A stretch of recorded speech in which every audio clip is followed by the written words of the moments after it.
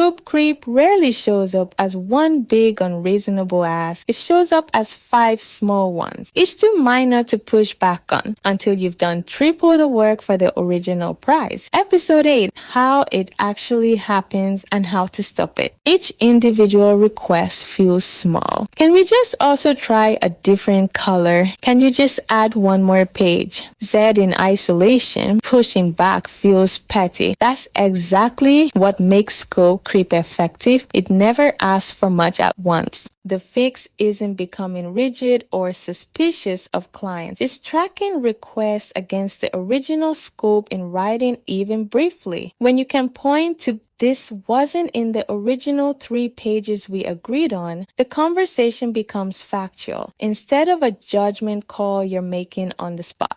You don't need to refuse the request, but you need to name it. Happy to add that since it's outside the original scope, here's what it adds to the timeline and cost. That single sentence does the work. Most clients aren't trying to get free work. They genuinely don't track scope as closely as you do. Some flexibility is healthy. Refusing every small request creates its own friction. A useful rule, one small adjustment is normal goodwill. The third or fourth is scope creep and deserves the conversation above. Having scope written down and visible to the client, not buried in an old email, makes this conversation dramatically easier because you're both looking at the same reference point. This is part of why Parlo keeps the agreed scope attached to the project itself. Free beta linked below. Track requests against original scope, name it clearly when it shifts, and allow a little flexibility without letting it comment. Next episode, saying no, the client request worth turning down entirely. Subscribe for the rest.